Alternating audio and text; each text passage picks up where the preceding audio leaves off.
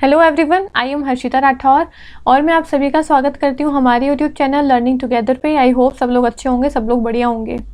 आज की जो हमारी क्लास रहने वाली है ये आपके उत्तराखंड जो आपके लेक्चरार उत्तराखंड पीसीएस जो आपके लेक्चरार की पोस्ट आई है उसकी क्लासेस आज हम करने वाले हैं। उसके अंदर आपका एक टॉपिक दिया हुआ है एनसीटीई के बारे में, यानी कि national council for teachers education. आपका एक टॉपिक दिया हुआ है, आपके सिलेबस में आपने देखा होगा काफ़ी सारी कमीशंस एंड कमिटीज़ के बारे में दे रखा है, जहाँ पे हमने ऑलरेडी बहुत सारी कमीशंस के बारे में कर भी लिया है। जैसे कि सबसे पहले अगर हम शुरुआत करें तो सबसे पहले हमने वहाँ पे काफ़ी सारी कमीशंस देखी, जैसे कि राधा कृष्णन कमेटी से हमने शुरुआत करी थी। उसके बाद में हमने देखी मुदालियर कमीशन, है ना। उसके बाद में फिर हमने देखी कोठारी कमीशन। उसके बाद में फिर हमने यूजीसी को पढ़ा। उसके बाद में हमने एनसीईआरटी को पढ़ा। ऐसे करके हमने काफ़ी सारी कमीशंस एंड कमिटीज़ को करा। आज की क्लास में हम करने वाले हैं national council for teachers education यानी कि एनसीटीई के बारे में। अब इससे प्रीवियस क्लासेस में जब हमने करा था तो हमने एनसीईआरटी के बारे में देखा था। एनसीईआरटी मैंने बताया था, एनसीईआरटी जो है वो स्कूल एजुकेशन के लिए काम करता है, स्कूली शिक्षा के लिए काम करता है।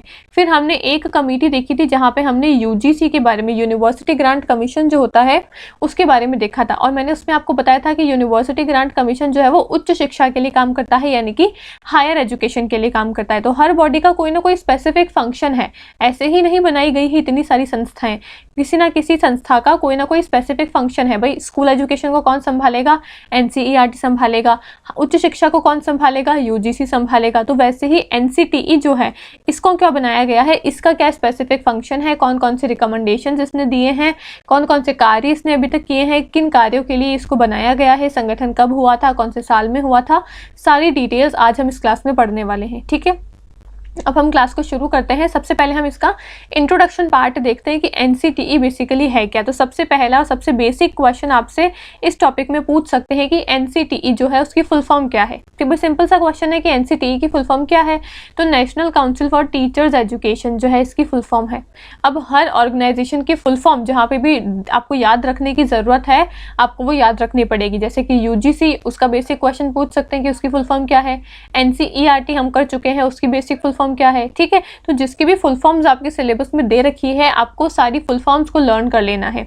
वैसे ही एनसीटीई की फुल फॉर्म क्या है? National council for teachers education. अब इसके फुल फॉर्म में ही इसका मतलब छुपा हुआ है, national council for teachers education, यानी कि ये ऐसी काउंसिल है, ये ऐसी है ना संस्था है जो कि टीचर्स के लिए काम करती है, टीचर्स की एजुकेशन के लिए काम करती है। भाई टीचर्स का हमको अगर है ना नियुक्ति करवानी है तो किस प्रकार से करवानी है, टीचर्स की है ना योग्यता यानी कि उनकी क्वालिफिकेशन जो है वो क्या होनी चाहिए, कौन कौन से टीचिंग के कोर्सेज जो है वो एक टीचर को करने चाहिए, कौन कौन से प्रोग्राम्स जो है वो टीचर एजुकेशन में चलाने चाहिए।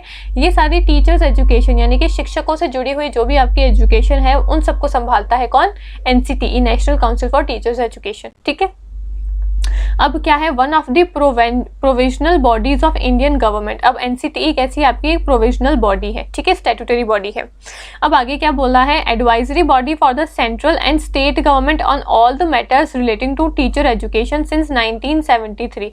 अब जो एनसीटीई जो है वो क्या करता है? सेंट्रल गवर्नमेंट और स्टेट की गवर्नमेंट को एडवाइस देता है कि टीचर्स एजुकेशन में क्या क्या बदलाव होने चाहिए, टीचर्स एजुकेशन में क्या क्या योगदान देना चाहिए दोनों ही सरकारों को, चाहे वो केंद्र की सरकार है या फिर वो आपके राज्य की सरकार है, या फिर कौन कौन से और विकास, कौन कौन सा और डेवलपमेंट होना चाहिए, कौन कौन से नए प्रोग्राम्स हमको लेकर आने चाहिए जिससे टीचर्स और ज़्यादा स्ट्रॉन्ग बन सके और ज़्यादा टीचर्स एजुकेशन में हम महारत हासिल कर सकें। ठीक है, तो बेसिकली जो एनसीटीई जो है वो एक एडवाइजरी बॉडी के रूप में भी काम करता है जो कि एडवाइस देता है सेंटर की गवर्नमेंट को और स्टेट की गवर्नमेंट को। अब भाई दोनों ही सरकार को क्यों? खाली स्टेट गवर्नमेंट को एडवाइस दे सकता है या फिर खाली सेंट्रल गवर्नमेंट को एडवाइस दे सकता है? दोनों को ही क्यों एडवाइस दे रहा है? क्योंकि इसका टॉपिक के बारे में हम ऑलरेडी बात कर चुके हैं कि आपका एजुकेशन जो है वो पहले आपकी स्टेट लिस्ट में आती थी। मैंने ऑलरेडी आपको प्रीवियस क्लासेस में बताया हुआ है कि आपकी 3 तरीके की सूचियां होती है। एक होती है आपकी यूनियन लिस्ट, एक होती है आपकी स्टेट लिस्ट, एक होती है आपकी समवर्ती यानी कि कॉन्करेंट लिस्ट। है ना। एक होती है आपकी यूनियन लिस्ट, एक होती है आपकी स्टेट लिस्ट, एक होती है आपकी कॉन्करेंट लिस्ट। अब ये तीनों ही सूचियों में जो आपके सब्जेक्ट्स दिए हुए हैं वो पर्टिकुलर संस्था संभालती है। जैसे कि हम अगर यूनियन लिस्ट की बात करें तो उसमें जितने भी सब्जेक्ट्स हैं उसको सेंट्रल गवर्नमेंट संभालती है। हम अगर स्टेट लिस्ट की बात करें तो उसमें जितने भी सब्जेक्ट्स हैं वो आपकी स्टेट की गवर्नमेंट संभालती है।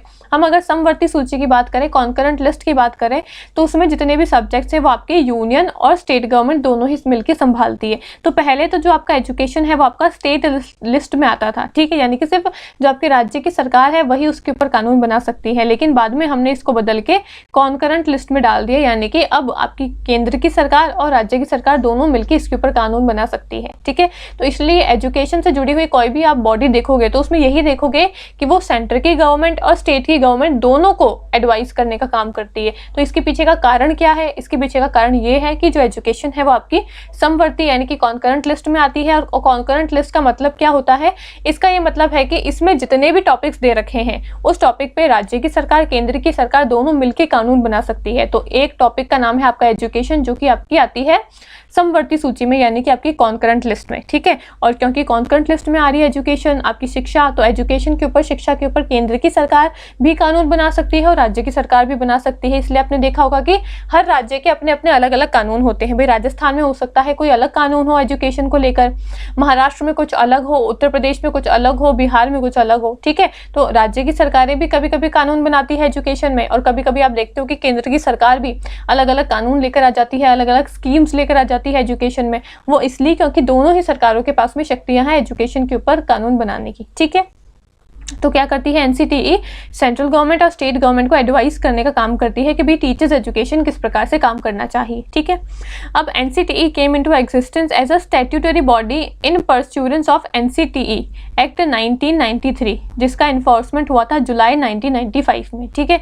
अब पूछे कि एनसीटीई जो है संस्था कब बनी थी या फिर कब, है ना, कौन से एक्ट के तहत ये आई थी? तो एनसीटीई एक्ट आपका आया था जो कि 1993 में आया था। उसके तहत एनसीटीई को एक स्टैट्यूटरी बॉडी बनाया गया था और 1995 में यानी कि 2 साल बाद में ही इसको हमने फिर लागू कर दिया था। अब कोई एक्ट हम लेकर आते हैं और किसी एक्ट को हम लागू करते हैं तो दो अलग अलग बातें होती है, ठीक है।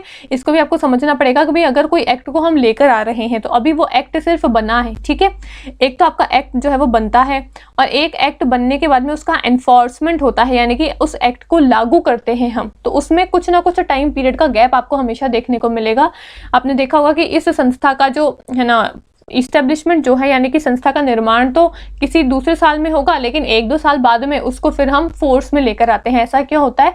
ऐसा इसलिए होता है क्योंकि अब एक बार जब एक्ट बन गया तो एक्ट बनने के बाद में अभी तो सिर्फ एक्ट का साइनिंग हुआ है कि भाई एनसीटीई नाम का कोई एक्ट लेकर आएंगे जो कि टीचर्स एजुकेशन के ऊपर काम करेगा। सिर्फ पेपर कागजों के ऊपर साइन हुआ है। अब साइन होने से तो काम नहीं हो जाते हैं। अब संस्था अगर हमको बनानी है तो संस्था हम किस तरीके से बनाएंगे, संस्था में कौन कौन से लोग होंगे, कितने लोग होंगे, संस्था क्या काम करेगी, किसको कितने पैसे देने होंगे, इसमें हेड कौन होगा, ये सारी बातें भी हमको तय करनी पड़ती है। तो उसके लिए कुछ ना कुछ हमको समय लगता है। तो इसलिए 1993 में एनसीटीई को हमने बना दिया था, लेकिन 1995 में लागू करने में इसको 2 साल लग गए, ठीक है। अब एनसीटीई जब 1993 में आया था तो ये स्टैट्यूटरी बॉडी था। अब ये भी मैंने आपको ऑलरेडी प्रीवियस क्लासेस में समझा दिया है, पर यहाँ पे एक बार फिर से समझा देती हूँ। अगर किसी ने वो प्रीवियस क्लासेस नहीं देखी है तो वहाँ पे जाके देख लेना। क्लास के अलावा भी काफ़ी सारे नए नए टॉपिक्स मैंने आपको वहाँ पे समझाए हैं, ठीक है।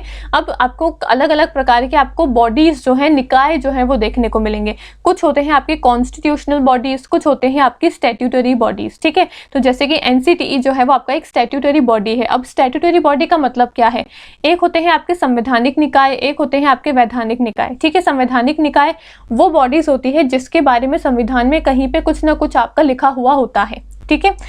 और वैधानिक निकाय वो संस्थाएं होती है या फिर वो बॉडीज होती है जिसके बारे में आपके संविधान में कहीं पे भी नहीं लिखा है, लेकिन संसद ने कोई एक्ट पास करके, कोई कानून को पास करके उस संस्था का निर्माण किया है। जैसे कि हम बात करें एनसीटीई, तो एनसीटीई क्या है? एनसीटीई आपका संवैधानिक निकाय नहीं है। संविधान में कहीं पे भी कोई भी अनुच्छेद में आपको एनसीटीई के बारे में नहीं देखने को मिलेगा, जब बल्कि एनसीटीई एक्ट लेकर आई थी कौन? संसद लेकर आई थी 1993 में, और इस एक्ट के तहत, इस कानून के तहत हमने इस संस्था का निर्माण किया था। लेकिन हम अगर बात करें इलेक्शन कमीशन, तो इलेक्शन कमीशन जो कि आपका इलेक्शंस करवाती है उसके बारे में आपके संविधान में दिया हुआ है, ठीक है। एक है आपके फाइनेंस कमीशन, जो कि आपका वित्तीय कमीशन जो है ना, वित्तीय आयोग जो है 280 आर्टिकल में वित्तीय आयोग के बारे में बताया हुआ है, तो है ना 324 आर्टिकल जिसके अंदर आपका इलेक्शन कमीशन के बारे में बताया हुआ है। तो ये है आपकी कौन सी संवैधानिक निकाय, यानी कि ऐसी बॉडीज जिसके बारे में संविधान में कहीं पे कुछ ना कुछ लिखा हुआ है, कोई अनुच्छेद दिया हुआ है, कोई प्रावधान दिया हुआ है। जैसे कि 280 आर्टिकल में फाइनेंस कमीशन के बारे में दिया हुआ है, यानी कि आपका जो वित्तीय आयोग है उसके बारे में दिया हुआ है कि कैसे काम करेगा, कितने लोग होंगे, क्या होंगे, सारी चीजें बताई हुई है। 324 आर्टिकल में आपका इलेक्शन कमीशन के बारे में बताया हुआ है कि इलेक्शन कमीशन का क्या काम है, किस प्रकार से इलेक्शंस करवाएंगे, ये सारी चीजें। ठीक है, तो जिस भी संस्था के बारे में संविधान में कहीं पे कुछ ना कुछ दिया हुआ होता है, उस बॉडी को हम बोलते हैं कॉन्स्टिट्यूशनल बॉडीज, यानी कि संवैधानिक निकाय। लेकिन जिस निकाय के बारे में संविधान में कहीं पे भी कुछ नहीं लिखा है, लेकिन फिर उसको बनाया कैसे गया है, उसको संविधान ने कोई है ना, संसद ने उसको कोई एक्ट पास करके, कोई कानून पास करके फिर उस निकाय का निर्माण किया है। जैसे कि आपका NCTE हो जाता है, आपका UGCE हो गया, UGC हो गया। ठीक है, ये सारे ऐसे आपके ऑर्गेनाइजेशंस है जिसका संविधान में कहीं पे कुछ नहीं लिखा है, लेकिन संसद ने एक्ट पास करके, कानून पास करके इसका निर्माण किया है। ठीक है, तो अब कंफ्यूज मत होना, कोई आपसे पूछे कि स्टैट्यूटरी बॉडीज कौन सी बॉडीज होती है, तो बता देना कि ऐसी बॉडीज जिसके बारे में संविधान पे कहीं पे भी कुछ नहीं लिखा है, लेकिन संसद ने एक्ट पास करके इन बॉडीज को बनाया है। तो वैसे ही उसमें से एक है आपकी NCTE, जिसका निर्माण हुआ था 1993 में एज अ स्टैट्यूटरी बॉडी, और 1995 में इसको हम फोर्स में लेकर आ गए थे। ठीक है, सारी चीजें एक एक करके आराम से समझा रही हूँ ताकि हर एक पॉइंट आपका दिमाग में क्लियर होना चाहिए। ठीक है, आगे बढ़ते हैं। It focus on all the matters of education of the teachers. अब NCTE क्या काम करता है, बेसिकली मैंने बता ही दिया है, टीचर्स एजुकेशन यानी कि शिक्षकों की शिक्षा के ऊपर काम करता है आपका NCTE। ठीक है, इसका हेडक्वार्टर कहाँ है, इसका न्यू दिल्ली के अंदर इसका हेडक्वार्टर है। इसके रीजनल ऑफिसेस कहाँ पे है, तो भोपाल, भुवनेश्वर, जयपुर और बेंगलोर में इसके रीजनल ऑफिसेस है, यानी कि इसके क्षेत्रीय ऑफिस की हम बात करें तो भोपाल में है, बेंगलोर में है, और है ना भुवनेश्वर और जयपुर में है। ठीक है, यहाँ पे सारी चीजें आपकी हिंदी में दे रखी है। NCTE का परिचय दिया हुआ है कि NCTE का फुल फॉर्म क्या है, राष्ट्रीय अध्यापक शिक्षा परिषद है, भारत सरकार के अंतरिम निकाय में से एक है। 1973 में शिक्षा से संबंधित सभी मामलों पर केंद्र और राज्य सरकार के लिए सलाहकार निकाय के रूप में ये आया था। फिर NCTE जुलाई 1995 को लागू किया गया था, और NCTE अधिनियम 1993 के अनुसरण में एक वैधानिक निकाय के रूप में अस्तित्व में आया था। ठीक है, 1993 में स्टैट्यूटरी बॉडी के रूप में आया था और 1995 में लागू हुआ था। ठीक है, फिर क्या है, शिक्षक की शिक्षा के सभी मामलों पर ध्यान केंद्रित करता है कौन, NCTE। इसका मुख्यालय कहाँ पे है, न्यू दिल्ली में है, और क्षेत्रीय कार्यालय कहाँ कहाँ पे है, भोपाल में है, भुवनेश्वर में है, जयपुर में है और बेंगलोर में है। ठीक है, आगे बढ़ते हैं। इसके ऑब्जेक्टिव्स क्या है, यानी कि NCTE के पर्पस क्या है, कौन कौन से इसके उद्देश्य हैं। सबसे पहले तो to achieve planned and coordinated development throughout the country, यानी कि है ना पूरे देश में योजनाबद्ध और समन्वित विकास प्राप्त करना है। हमको क्या करना है, हमको प्लान्ड और कोऑर्डिनेटेड डेवलपमेंट करना है। हमको देश में क्या करना है, एजुकेशन के प्रति, एजुकेशन के अंदर हमको डेवलपमेंट करना है। ठीक है, दूसरा बोला है to regulate the proper maintenance of norms and standards the matters that connect there with. और तीसरा बोला है mandate given to the NCTE is very broad and cover the whole gamut. क्या बोला है यहाँ पे, मानदंडों और मानकों के उचित रखरखाव तथा उनके संबंधित उनके संबंधित मामलों में क्या करना है, विनियमित करता है NCTE। बेसिकली क्या बोला है यहाँ पे, NCTE के ऑब्जेक्टिव्स बताए हुए हैं। सबसे पहले बोला है कि NCTE का काम क्या है, NCTE जो है वो पूरे कंट्री में कोऑर्डिनेशन का और डेवलपमेंट का काम करता है। दूसरा बोला है NCTE क्या करता है, प्रॉपर मेंटेनेंस करता है किसका, नॉर्म्स और स्टैंडर्ड्स का। जो भी आपके स्टैंडर्ड्स वगैरह रूल्स रेगुलेशंस बनाए जाते हैं उसका मेंटेनेंस का काम भी किसका होता है, NCTE का होता है। ठीक है, NCTE की हिस्ट्री क्या है, तो सबसे पहले 1973 में ये एडवाइजरी बॉडी के रूप में आया था, सेटअप हुआ था। सबसे पहले एडवाइजरी बॉडी था जहाँ पे मैंने बताया था कि सेंट्रल गवर्नमेंट और स्टेट गवर्नमेंट को एडवाइस देने का काम करता था। ठीक है, उसके बाद में फिर क्या हुआ, उसके बाद में 1993 में स्टैट्यूटरी बॉडी के रूप में इसका निर्माण हुआ, और फिर 1995 को ये एग्जिस्टेंस में आता है NCTE एक्ट के तहत। ठीक है, इसने क्या किया था, डेवलप्ड किया था national framework for teachers education curriculum in the year 1978। 1978 में NCTE ने national framework for teachers education curriculum का डेवलपमेंट भी किया था, और इसका काम क्या है, created nationwide awareness on the issues relating to teachers education. Teachers की एजुकेशन से जुड़े हुए जो भी इश्यूज है उनको है ना, उन इश्यूज को, उन प्रॉब्लम्स को सॉल्व करना है, और अवेयरनेस जगानी है लोगों के मन में टीचर्स एजुकेशन को लेकर। ये सारा हिस्ट्री और क्रिएशन है आपका एनसीटीई का, ठीक है। यहाँ पे हिंदी में लिखा हुआ है। एनसीटीई का निर्माण और इतिहास के बारे में बताया हुआ है कि 1973 में एक सलाहकार बोर्ड के रूप में इसको स्थापित किया गया था। शिक्षक शिक्षा से संबंधित मुद्दों पर देशव्यापी जागरूकता पैदा करता है कौन? एनसीटीई। फिर बोला है कि वर्ष 1978 में अध्यापक शिक्षा पाठ्यक्रम के लिए राष्ट्रीय रूपरेखा को इसने विकसित किया था, यानी कि इंग्लिश में हम बात करें तो क्या बोला है, national framework for teacher education curriculum को इसने डेवलप किया था। कब? 1978 में। फिर बोला है कि अध्यापक शिक्षा संस्थानों को विनियमित करने और मार्गदर्शन देने के लिए एक संवैधानिक निकाय के रूप में राष्ट्रीय अध्यापक शिक्षा परिषद अधिनियम आया था। कब? 1993 में, और 1995 में इसको हमने लागू कर दिया था, ठीक है। इसका हेडक्वार्टर कहाँ पे है? दिल्ली में इसका हेडक्वार्टर है। आई बात समझ में? आई होप सारी बातें समझ में आ गई होगी। अब हम इसके ऑब्जेक्टिव्स देखते हैं कि एनसीटीई के ऑब्जेक्टिव्स क्या है। सबसे पहले बोला है achieved planned and coordinate development of teachers education system throughout the country. भाई पूरे कंट्री में टीचर्स एजुकेशन को लेकर अवेयरनेस जगानी है, टीचर्स एजुकेशन को लेकर कोऑर्डिनेशन और डेवलपमेंट करना है, ठीक है। बस जहाँ पे भी टीचर्स एजुकेशन देख लो ना कि भाई शिक्षकों की शिक्षा के लिए या फिर टीचर्स एजुकेशन के लिए कौन सी संस्था काम करती है, वो आपका एनसीटीई आ जाएगा। वहाँ पे टिक मार्क एनसीटीई करके आ जाना, ठीक है। स्कूल एजुकेशन के लिए एनसीईआरटी बता दिया मैंने, उच्च शिक्षा के लिए यूजीसी बता दिया मैंने। तो कीवर्ड्स याद रख लेना, फिर कीवर्ड को देख के अगर आपने थोड़ा बहुत भी पढ़ा है, थोड़ी बहुत भी प्रैक्टिस करी है तो क्वेश्चन सॉल्व हो जाएगा, ठीक है। दूसरा ऑब्जेक्टिव क्या है? Cover the whole range of teacher education programme. जितने भी आपके टीचर्स एजुकेशन के प्रोग्राम्स आते हैं ना, चाहे आपका बीएड वगैरह के, डीएलएड बीएड वगैरह के कोर्सेज हो गए, वो कौन? एनसीटीई ही संभालता है। तो आपने देखा होगा अभी हाल फिलहाल में बोला गया है एनसीटीई ने कि अब हम 2 साल का बीएड कोर्स जो लेकर आते थे, अब उसको चेंज करके हम 1 साल का बीएड कोर्स भी लॉन्च करेंगे। मतलब जो 2 साल का बीएड कोर्स है वो तो रहेगा ही रहेगा, लेकिन अब 1 साल का बीएड कोर्स हम नया लॉन्च कर रहे हैं। तो ये कौन लेकर आया है? एनसीटीई लेकर आया है। क्यों? क्योंकि बीएड कोर्स जो है वो टीचर्स एजुकेशन से जुड़ा हुआ है, और टीचर्स एजुकेशन को कौन संभालता है? एनसीटीई संभालता है। तो ऐसे चीजों को रिलेट करके देखोगे तो समझ में आ जाएगा, ठीक है। फिर आगे क्या बोला है? Regulation and proper maintenance of norms standard in the teacher education system. Basically teachers education से जुड़ी हुई जितनी भी बातें हैं उनको एनसीटीई संभालता है। तो इसके ऑब्जेक्टिव्स क्या है, इसके उद्देश्य क्या है? टीचर्स एजुकेशन को कोऑर्डिनेट करना है, उसमें डेवलपमेंट करना है। दूसरा, पूरे कंट्री में जितने भी टीचर्स एजुकेशन से जुड़े हुए प्रोग्राम्स वगैरह है उसको कौन संभालता है? एनसीटीई संभालता है। तीसरा, regulation proper maintenance and norms and standards. जितने भी टीचर्स एजुकेशन से जुड़े हुए जितने भी कानून होते हैं, जितने भी नॉर्म्स एंड स्टैंडर्ड्स होते हैं, उसको मेंटेन करना, उसको रेगुलेट करने का काम किसका है? एनसीटीई का काम है, ठीक है। ये सारे इसके क्या है? उद्देश्य है, उसके ऑब्जेक्टिव्स है एनसीटीई के, ठीक है। यहाँ पे हिंदी में दिया हुआ है, आप पढ़ सकते हो इसको। पूरे देश में शिक्षक शिक्षा प्रणाली का योजनाबद्ध एवं समन्वित विकास करना है, एनसीटीई का उद्देश्य हो गया।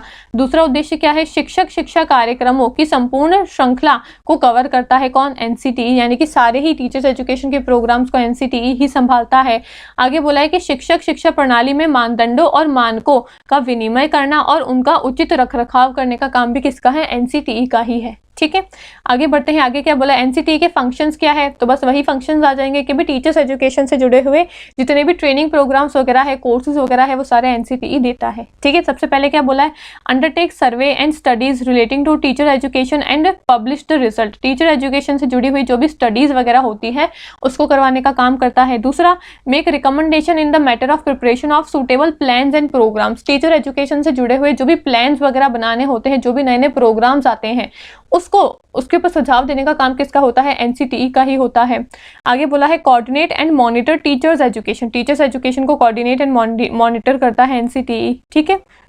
आगे बोला है lay down guidelines in respect of minimum qualification for a person to be employed as a teacher. अगर किसी भी इंसान को टीचर के रूप में काम करना है तो उसकी मिनिमम क्वालिफिकेशंस क्या होगी, वो भी एनसीटीई ने ही निर्धारित करी हुई है, ठीक है। आगे बोला है कि lays down norms for any specific category of course training in teachers education. अगर आपको टीचर्स एजुकेशन में कोई भी स्पेसिफिक ट्रेनिंग करनी है, कोई भी स्पेसिफिक कोर्स करना है, तो उसकी क्या क्वालिफिकेशंस हो सकती है, उसमें क्या क्या अलग अलग कैटेगरीज में आप वहाँ पे एडमिशन ले सकते हो, अलग अलग कोर्सेज कर सकते हो। ये सारी चीज़ें कौन संभालता है? एनसीटीई ही संभालता है। और ये सारे जो भी आपकी है ना, जो भी आपकी गाइडलाइंस वगैरह जो है इन सारे प्रोग्राम्स एंड ट्रेनिंग प्रोग्राम्स की, वो भी एनसीटीई ही देता है, ठीक है। तो यहाँ पे हिंदी में दिया हुआ है शिक्षक शिक्षा से संबंधित सर्वेक्षण और अध्ययन करना तथा परिणाम प्रकाशित करने का कार्य किसका है? एनसीटीई का है। दूसरा बोला है उपयुक्त योजनाएं और कार्यक्रमों की तैयारी के मामले में सिफारिश करने का काम भी एनसीटीई का होता है। थर्ड बोला है कि शिक्षक शिक्षा का समन्वय करना और उसकी निगरानी करना, कोऑर्डिनेट और मॉनिटर करना टीचर्स एजुकेशन को। अगला बोला है शिक्षक के रूप में नियोजित होने वाले व्यक्ति के लिए न्यूनतम योग्यता के संबंध में दिशा निर्देश निर्धारित करने का कार्य किसका होता है? एनसीटीई का होता है। यानी कि कोई भी इंसान अगर शिक्षक के रूप में नियोजित होना चाहता है तो उसकी न्यूनतम योग्यता क्या होनी चाहिए, उसकी मिनिमम क्वालिफिकेशन क्या होनी चाहिए, इसको भी एनसीटीई ही निर्धारित करता है और अपने सुझाव देता है। आगे बोला है कि शिक्षक शिक्षा में किसी भी निर्दिष्ट श्रेणी के पाठ्यक्रम प्रशिक्षण के लिए मानदंड निर्धारित करने का काम किसका है? एनसीटीई का ही है। यानी कि आपको टीचर्स एजुकेशन से जुड़े हुए कोई भी प्रोग्राम करना है, कोई भी कोर्स करना है, कोई भी ट्रेनिंग करना है तो कौन निर्धारित करता है वो सारे मानदंड? वो आपका एनसीटीई ही निर्धारित करता है। ठीक है, तो ये सारे आपके यहाँ पे कुछ और यहाँ पे आपकी है ना वो फंक्शंस दिए हुए हैं कि भाई guidelines for completion by recognised institution for stating new courses, training provide physical and instructional facilities, staffing pattern and staff qualification. Teachers education में जो भी स्टाफ वगैरह होते हैं उनका क्या पैटर्न होना चाहिए, क्या क्वालिफिकेशन वगैरह होनी चाहिए, क्या नए कोर्स एंड ट्रेनिंग प्रोग्राम्स होने चाहिए, वो सब कुछ एनसीटीई बताता है। टीचर्स एजुकेशन से जुड़े हुए जो भी एग्जामिनेशन होते हैं उसकी क्वालिफिकेशन वगैरह एनसीटीई ही निर्धारित करता है।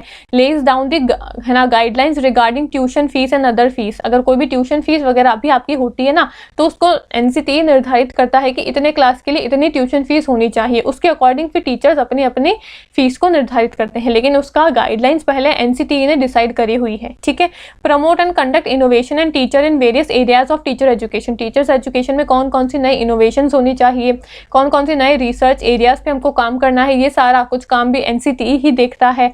आगे बोला है कि examine review periodically the implementation of norms, guidelines, standards laid down by council.